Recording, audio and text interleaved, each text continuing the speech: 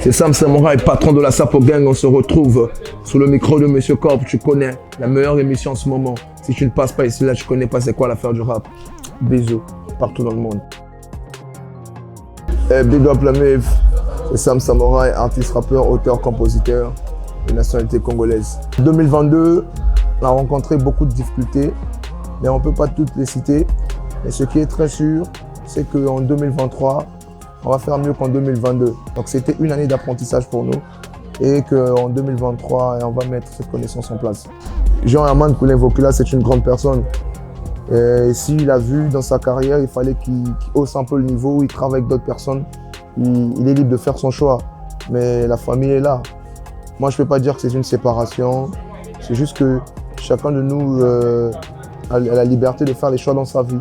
La France est un territoire qu'on a toujours rêvé depuis le début de la Sapo Gang. Et on a beaucoup de fans qui nous soutiennent en France. Et on a une grande communauté congolaise. Donc c'était pas facile l'installation parce qu'on était à l'extérieur, on n'était pas dans un pays qui est le nôtre. Mais ce qui était très sûr, il y a eu beaucoup de difficultés en France en termes de logement et en termes de timing. Il fallait qu'on puisse être au rendez-vous. Il fallait qu'on puisse se stabiliser. Et vu qu'on voyageait beaucoup, on n'était pas dans une seule ville. Donc on a eu vraiment beaucoup de problèmes de logement. Il fallait réserver des hôtels, il fallait réserver des appartements, tout ça. Et ce qui est très bien, en France, la communauté congolaise nous a beaucoup soutenus, nous a beaucoup accompagnés. Et on a vraiment un public qui est vraiment réel et qui a un public qui aime vraiment le mouvement que nous mettons en place. Aujourd'hui, c'est une fierté de voir que l'impact est réel, que l'influence que nous avons envers les jeunes, c'est positif. Parce qu'on ne peut que copier ce qui est bien. En tant que patron de la Sapo Gang, le plaisir est pour moi de voir aujourd'hui les jeunes au Congo qui ont les envies de ressembler à Sam Samouraï. Moi, c'est un plaisir. Et ce qui est très bien dans cette affaire de sosie, c'est-à-dire qu'ils font ce boulot dans la perfection. Et j'ai vu un sosie qui était devenu moi, mais plus que moi-même. Et c'est bizarre, wesh. Mais je suis très content, sérieusement très content et très fan de mes sosies parce qu'ils me rappellent juste que je fais du bon boulot. Et c'est grâce à eux, j'ai encore la force de continuer de faire ce boulot. Et cette influence, elle est vraiment positive parce que ces sosies-là partagent du bonheur à tout le monde. Ils font rigoler les gens, ils vendent du bon divertissement. Et moi, ça me fait plaisir d'avoir quand même des sosies. Ah ben, je suis Michael Jackson, voilà. Je ne me définis pas vraiment comme producteur, mais je peux dire comme accompagnateur. Parce que je reviens d'un quartier qui s'appelle Mpaka. Nous, personnellement, on n'a pas eu vraiment la chance qu'on nous accompagne. Mais aujourd'hui, Dieu a fait grâce. Je me suis dit, pourquoi pas accompagner mes frères dans ce travail-là? Pourquoi pas évoluer ensemble? Parce qu'aujourd'hui, il y a un Sam Samouraï et demain, on aura des artistes qui vont être plus forts que Sam Samouraï, qui vont être des légendes. Donc, c'est un plaisir pour moi d'être parmi ces artistes-là et leur accompagner. Mais la relation qui nous lie n'est pas simplement une relation de production, mais moi, avec mes artistes, c'est une relation d'amitié qui est d'abord là, de longue date. Et c'est un plaisir pour moi, c'est un honneur d'être avec mes artistes. Moi, à l'école, j'ai appris deux choses. Vu que je suis littéraire, j'ai appris l'argumentation et le raisonnement. Moi, j'aime vendre, en fait. J'aime vendre le produit que je suis. J'aime vendre la musique que je mets en place. Et en termes de communication, aujourd'hui, Sam Samouraï communique mieux. Demain, on va avoir aussi d'autres personnes qui vont communiquer mieux. Mais pour l'instant, je suis très fier de moi, très fier du boulot que toute l'équipe fournit. Parce que Sam Samouraï, c'est pas moi-même. C'est toute une équipe qui travaille derrière moi. Et c'est grâce à eux que cette communication tient la route. Et je peux que être fier d'eux. Et aujourd'hui, si c'est nous qui communiquons mieux, et alors, champagnons. La musique urbaine congolaise en train de connaître une croissance fulgurante, que je peux dire. Mais on a encore beaucoup à apprendre.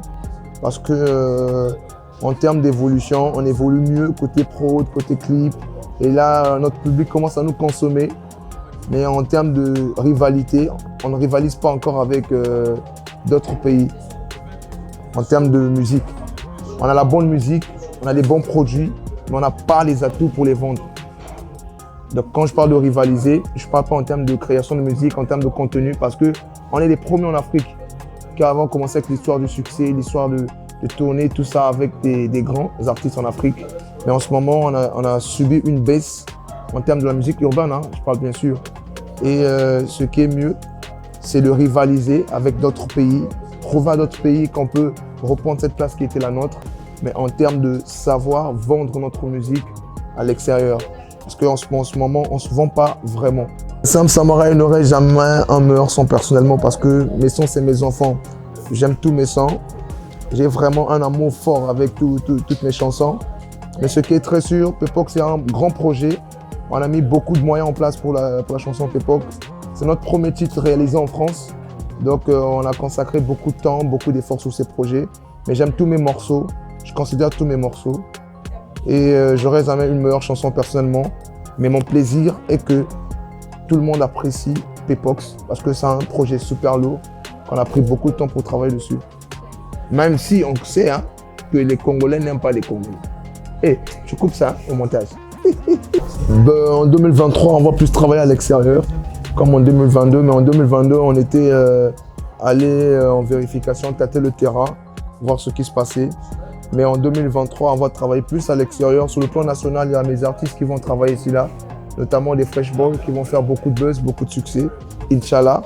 Mais nous, on va plus travailler à l'extérieur avec beaucoup de collaborations, avec des artistes au niveau de la France, au niveau d'Abidjan, au niveau de la RDC. On a déjà commencé avec Gez et le clip va bientôt sortir. Le titre, c'est Foko Foko.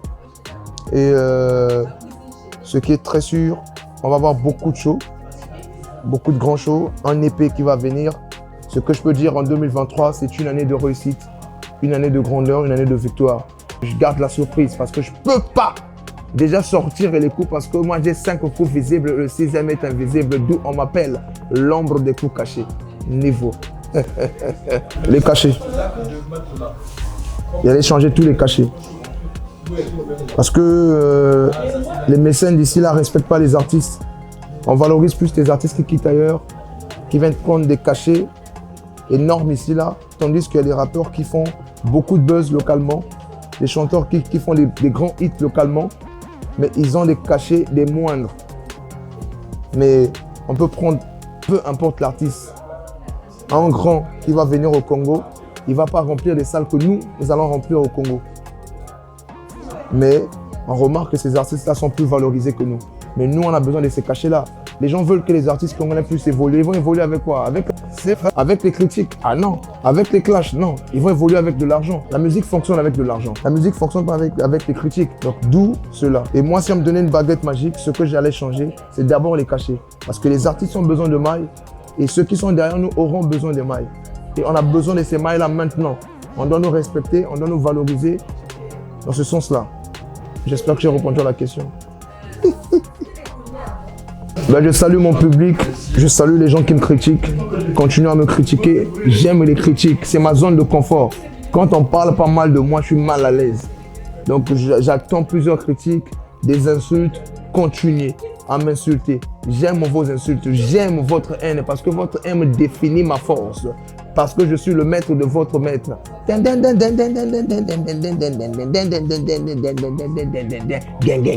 Le message de la fin, c'est un Nkuta Yoromada. Coupe pour moi l'émission.